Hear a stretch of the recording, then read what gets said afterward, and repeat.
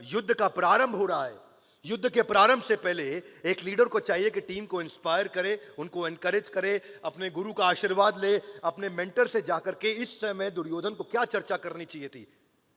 आपको क्या लगता है दुर्योधन को भी क्या बोलना चाहिए था? चलो मान लो दुर्योधन को पता लग भी गया कि द्रोणाचार्य से ये गलती हुई, कि उन्होंने गलती कहे माने या ना माने, लेकिन ऐसा तो हो ही गया कि अपने ओपोनेंट को ट्रेन कर दिया, अपने कंपटीशन को ट्रेन कर दिया द्रोणाचार्य ने। तो अब इस समय ताना मारने की जगह दुर्योधन को क्या करना चाहिए था?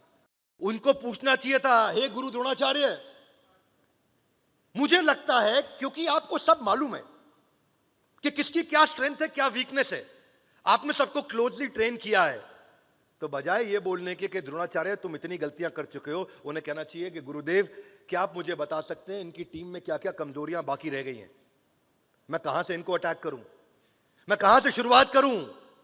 कुरुक्षेत्र के युद्ध मैदान के अंदर आज अगर मुझे यह समझ में आ जाए कि इनके खिलाफ कौन कौन सी वीकनेस है, वो सोल्यूशन ओरिएंटेड क्वेश्चन अगर वो करते द्रोणाचार्य के साथ में, तो वो ज्यादा कारगर रहता। क्या मेरी बात समझ आ रही है? yes, शुरुआत ही गलत हुई। अपने विरोधियों की कमियों पे चर्चा करनी चाहिए थी, उनको ये पूछना चाहिए था कि इनकी वीकनेस का एनालिसिस करें, आपने मिलिट्री के कौन से सीक्रेट ऐसे बच गए जो उनको नहीं दिए।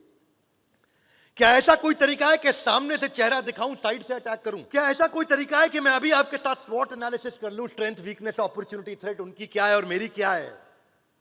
क्योंकि जब जब युद्ध को जीता गया है, जब भीम ने भी दुर्योधन का वध किया या उसको मारा, तो उसको कमजोरी पता चली थी सामने वाले की कि दुर्योधन की जंगा पे अटैक करना है।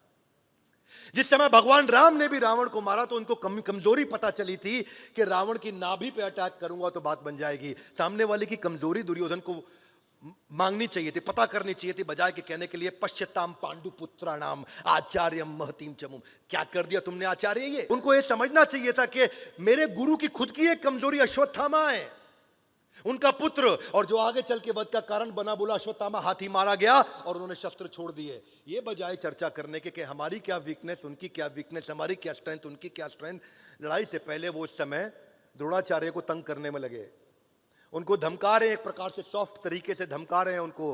भीम ने जरासंध का वध कैसे किया? जब कृष्ण ने उनको कमजोरी बताई, तीलियों को तोड़ के एक को यहां फेंका और एक को यहां फेंका, और तभी जरासंध को, उससे पहले भी 3 बार फाड़ा था भीमसेन ने, जिसके पास 10,000 हाथियों का बल है। ये जरासंध वही है जिसने 95 राजाओं को कैद कर रखा था, और 95 राजाओं के बाद 5 और राजा को कैद करके उनकी हत्या करके वो देवताओं को प्रसन्न करना चाहता था उस यज्ञ में, ताकि आगे चल के कृष्ण का भी वध कर सके। जरासंध, उस जरासंध को मारने के लिए भीम को वीकनेस नहीं पता थी, वरना जरासंध को कभी नहीं मारा जा सकता था। बचपन से कहानियां सुन रहे हैं कि जादूगर की जान उसके तोते में होती है, तोते को मारो तो जादूगर का गेम ओवर। सुनिए सब पिक्चरों में, यस नो? सामने वाले को समझे, कंपटीशन को समझे। तो कंपटीशन एनालिसिस मैं पहले अध्याय के 3 श्लोक से सीखने के लिए आपको गुजारिश करूंगा। उसको समझिए कि भगवद गीता एक ऐसा ग्रंथ है जिसमें आपको हर प्रकार का मैनेजमेंट समझ में आता है। कई लोग उसको धार्मिक पुस्तक समझते हैं। मैं उनसे प्रार्थना करूंगा थोड़ी देर के लिए इस विचार को जरा साइड में नहीं रखेंगे तो आपको लाभ नहीं मिलेगा जीवन में। क्या मेरी बात समझ आ रही है? Yes no?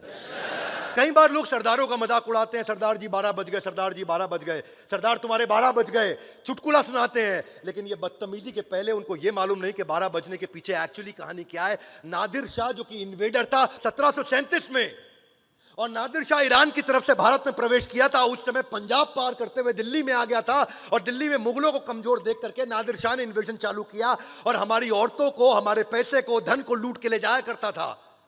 सेना बहुत बड़ी थी, सिख कम्युनिटी बहुत छोटी थी उस समय, पर सिख कम्युनिटी ने क्या किया? वो जानते थे कि नादिर शाह की कमजोरी क्या है, ये शराबी है, ये कबाबी है, ये औरतों की संगत करता है, इनकी पूरी टीम ऐसी है।